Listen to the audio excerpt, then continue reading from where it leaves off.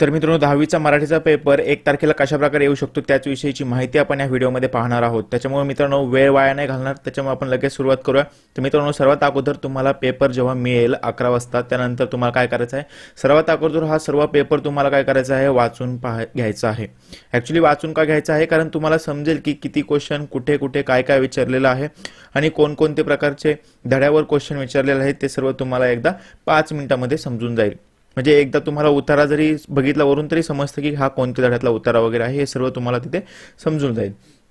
त्यानंतर काय करायचं आहे, तुम्हाला क्वेश्चन सोडवायला सुरुवात करायची आहे। तर मित्रांनो सर्वात अगोदर मराठीचा पेपर असल्यामुळे काही गोष्टी लक्षात ठेवणे गरजेचे आहे, ती म्हणजे मराठीच्या पेपरमध्ये तुमचं अक्षर हे खूप चांगलं असणे गरजेचं असतं मित्रांनो, कारण हा भाषा विषयाचा पेपर आहे आणि भाषा विषयामध्ये तुमच्या अक्षराला सुद्धा खूप इथं किंमत असते। जर तुमचं अक्षर खूप चांगलं असेल तर तुम्हाला इझिली मार्क मराठी विषयामध्ये मिळतात, त्याच्यामुळे तुम्ही ही गोष्ट नक्कीच लक्षात ठेवा।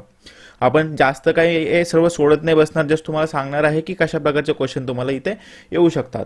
तर तुम्हाला इथे क्वेश्चन येतील, तर पहिला क्वेश्चन इथून सुरुवात होईल। तुम्हाला मी सांगतो की जर तुम्हाला चांगले मार्क्स वगैरे पाहिजे असेल तर तुम्ही हे क्वेश्चनचे जे क्वेश्चन नंबर आहेत, म्हणजे हे प्रश्न नंबर आहेत ते तुम्ही बरोबर टाका। आणि हा पहिला प्रश्न आहे तर पहिल्या पानावर, म्हणजे पहिल्या पानावर तुम्ही पहिल्याच प्रश्नापासून सुरुवात केली तरच ते नेहमी चांगलं असतं। असं नाही की तुम्ही 9वा प्रश्न पहिल्या पानावर लिहू शकत नाही, नक्कीच शेवटचा प्रश्न सुद्धा पहिल्या पानावर तुम्ही उत्तरपत्रिकेवर लिहायला सुरुवात करू शकता। परंतु जर तुम्ही जो एक्झामिनर असतो, म्हणजे जो तुमचा पेपर चेक करणारा व्यक्ती आहे, शिक्षक असतात, जर त्यांना जर आनंदी ठेवायचं म्हणजे त्यांना जर खुश करायचं असेल तर तुम्ही एका रांगेत जसं तुमच्या प्रश्नपत्रिकेमध्ये क्वेश्चन नंबर असतात तसेच तुम्ही क्वेश्चन नंबर तुमच्या उत्तरपत्रिकेमध्ये जर टाकले तर त्या व्यक्तीला जास्त त्रास होत नाही क्वेश्चन चेक करण्यासाठी वगैरे, तर ते तुम्हाला चांगले मार्क्स तिथे देऊन जातात। त्याच्यामुळे पहिला प्रश्न असेल तर पहिल्याच पानावर सुरुवात करा त्याची, आणि पहिला प्रश्न 1 त्यामधला त्या अ मधला सुद्धा पहिला प्रश्न आणि ह्या पहिल्या प्रश्नामधील सुद्धा खाली 2 पाहू शकता तुम्ही, इथे 2 त्याच्यामधले अजून 2 प्रश्न। तर हे जे आकडे आहेत ते मित्रांनो नेहमी करेक्ट असणे गरजेचे असते मराठीमध्ये काय सर्वच विषयामध्ये हे आकडे खूप महत्त्वाचे असतात, त्याच्यामुळे हे आकडे बरोबर टाका मित्रांनो तुमच्या उत्तरपत्रिकेमध्ये। ओके, एक शेवटची एक महत्त्वाची गोष्ट ती शेवट सांगणार आहे, त्याच्यामुळे तुम्ही शेवटपर्यंत व्हिडिओ पहा, त्यामुळे तुम्हाला फ्रीमध्ये सुद्धा काही वेळेस मार्क मिळून जातात। ती गोष्ट तुम्हाला शेवट मला सांगेल, ती तुम्ही त्यासाठी शेवटपर्यंत हा व्हिडिओ नक्की पहा। तर मित्रांनो कसं आहे, इथे पहिला प्रश्न, पहिल्या प्रश्नातला अ मधला पहिला चौकटी पूर्ण करा आणि ह्या पहिल्यामधला हा पहिला उतार्यात आलेले नदीचे नाव।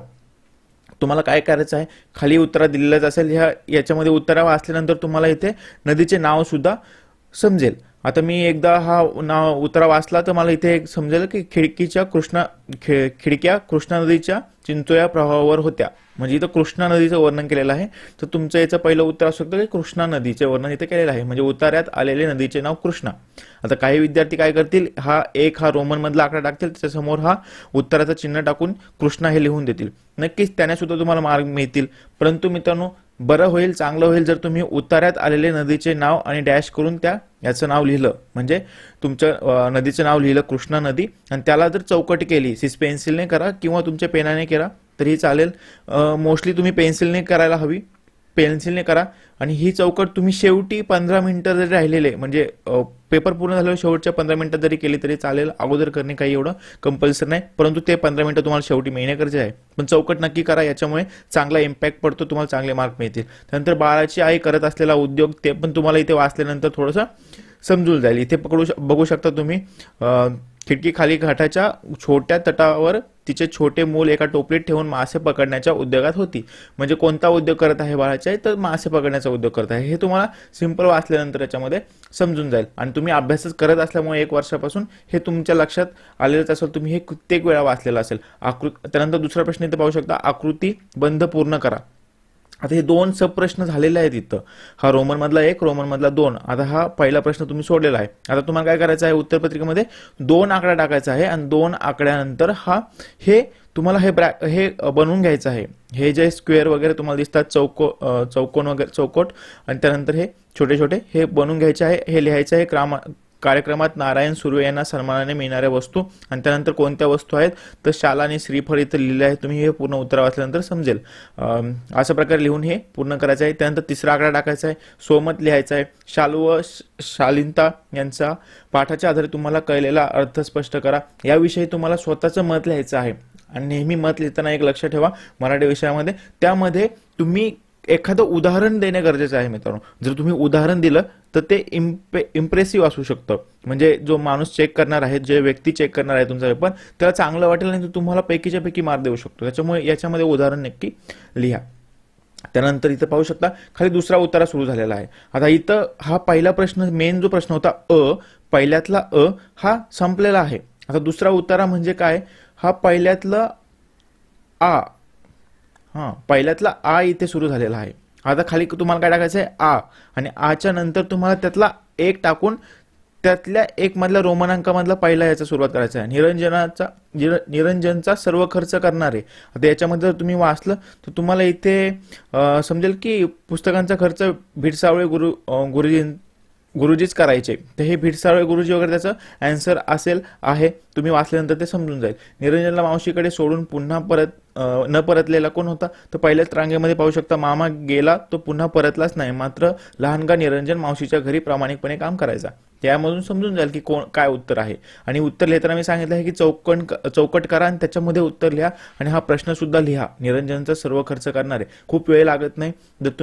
जर तुम्हाला वाटतं की तुमचा पेपर कंप्लीट नाही होणार तर तुम्ही डायरेक्ट आन्सर लिहा. जर वाटत असेल तर तुम्ही हा प्रश्न सुद्धा लिहा, कारण याने खूप इम्पॅक्ट पडतो. म्हणजे पेपर चेक करण्याला खूप सोपं होतं की हे याचं उत्तर आहे, त्याच्यामुळे तुम्हाला पटपट मार्क देऊन जातो. नंतर हा पहिला प्रश्न पूर्ण झाल्यानंतर दुसऱ्या प्रश्न आल्यानंतर का ते लिहा.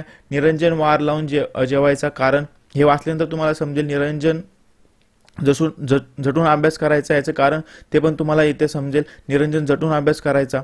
गुरुजींचे म्हणजे गुरुजी त्याला बोलले होते, हे इथं पाहिल्यानंतर तुम्हाला समजेल की गुरुजींनी त्याला सांगितलं की जोपर्यंत तुझा पहिला नंबर आहे तोपर्यंतच मी सारा खर्च करेन आणि वारही लावून देईन, नाहीतर नाही. तर याच्यामुळे तो झटून अभ्यास करायचा. हे तुम्हाला इथं दुसऱ्यातला हे 2 क्वेश्चन सोडले.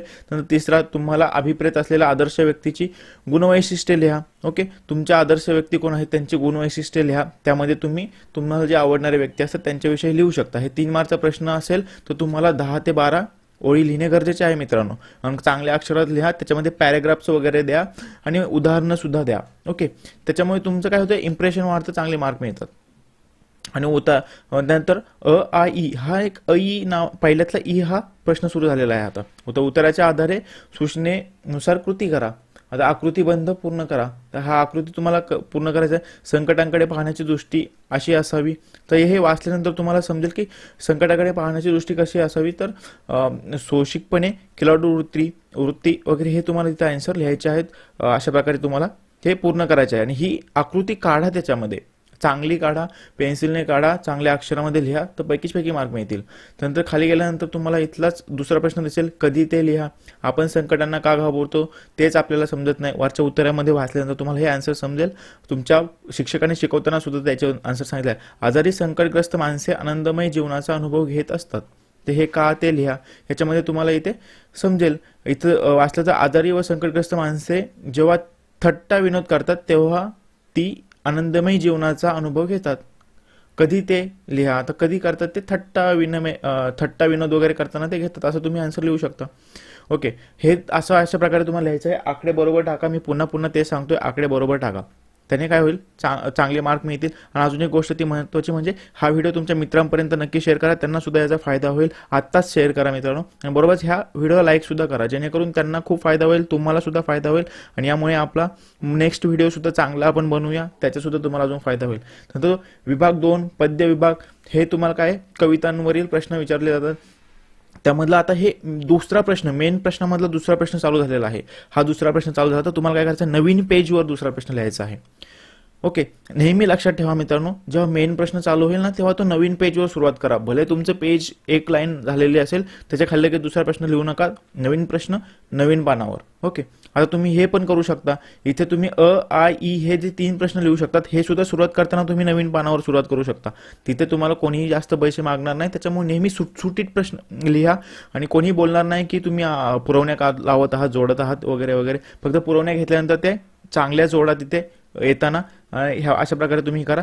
नवीन प्रश्न नवीन पानावर तुम्ही सुरुवात करा. त्याच्यामुळे सुटसुटीत दिसतं आणि तुम्हाला चांगले मार्क्स तिथं मिळू शकतात. आता हा जो कविता आहे याचे सुद्धा तुम्हाला इथं आन्सर लिहायचे आहेत. आता इथे खाली योग्य पर्याय निवडा. आता हे आकडे बरोबर टाका. दुसऱ्यातला मधला पहिला आणि पहिल्यातला हा पहिला.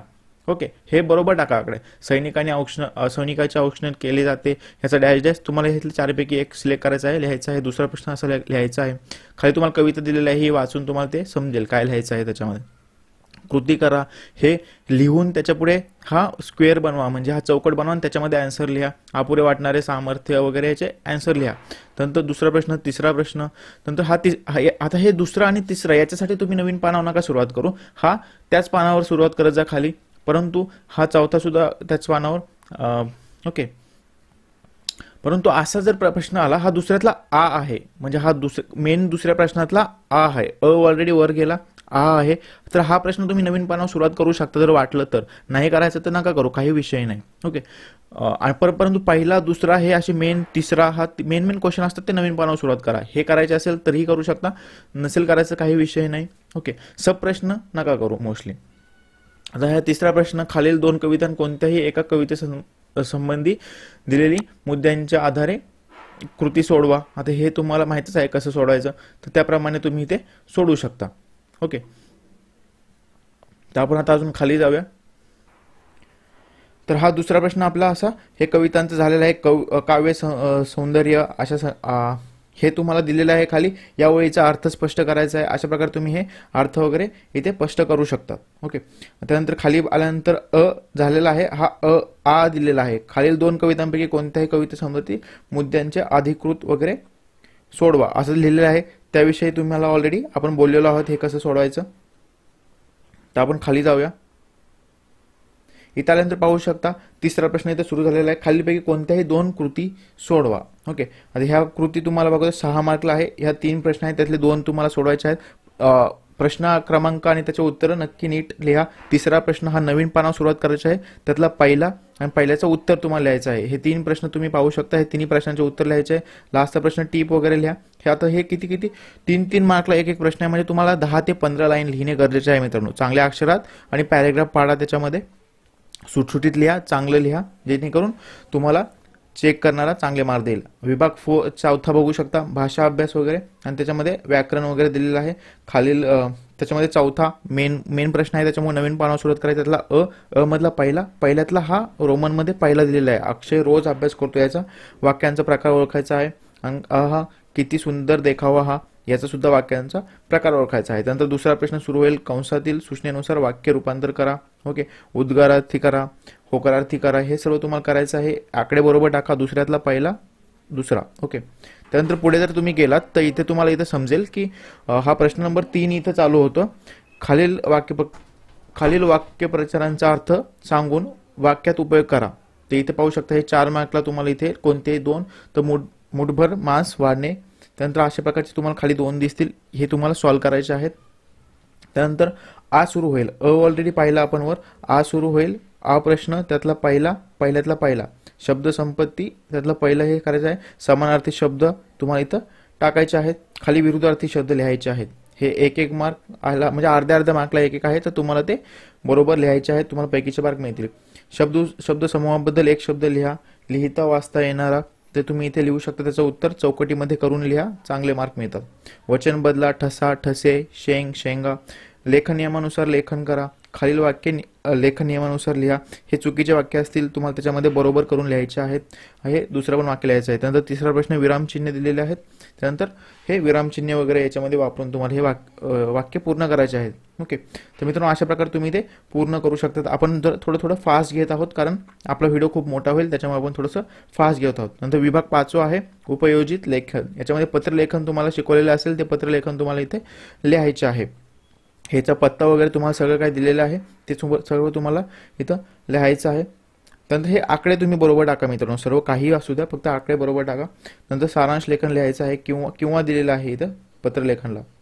आ मध्ये पाहिल्या खालीपैकी कोणताही 2 कृती सोडवा. तुम्हाला इथं जाहिरात लेखन, बातमी लेखन दिलेलं आहे, कथा लेखन दिलेलं आहे. तर त्यापैकी तुम्हाला कोणतेही 2 सोडायचे आहे. खाली ई दिलेला आहे, लेखन कौशल्य. खाली लेखन प्रकारांपैकी कोणताही एक कृती सोडवा. हा प्रसंग लेखन वगैरे दिलेला आहे. जर आपण खाली गेलो,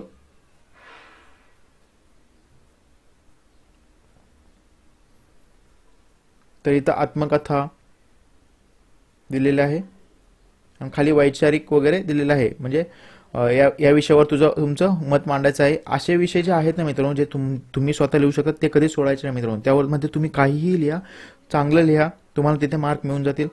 जर तुम्ही हे सर्व खूप चांगलं सॉल्व्ह केलं तर तुम्हाला नक्कीच पैकीच मार्क याच्यामध्ये मिळू शकतात. आता सर्वात अगोदर एक गोष्ट बोललो होतो की तुम्हाला शेवटी चांगली गोष्ट म्हणजे महत्त्वाची गोष्ट सांगेल ती म्हणजे मित्रांनो, जर तुम्हाला परीक्षेमध्ये कधीही एखादा प्रश्न चुकीचा वाटला तर तो सोडून देऊ नका. त्या प्रश्नाचं तिथे आकडा टाकून या, जेणेकरून तुम्हाला तिथं मार्क नक्कीच मिळतात. जर प्रश्न चुकीचा असेल तर बोर्डाकडून पैकीच्या पैकी मार्क त्या प्रश्नाला दिले जातात, जर तुम्ही प्रश्नाचा आकडा टाकलेला असेल. तर ही गोष्ट तुम्हाला सांगायची होती. बाकी मित्रांनो, तुम्हाला हा व्हिडिओ कसा वाटला खाली कमेंटमध्ये सांगा. बरोबर चॅनलला सबस्क्राईब करा, बेल आयकॉन प्रेस करा, जेणेकरून अशीच माहिती यापुढे सुद्धा आपल्या चॅनलवर मिळत राहील.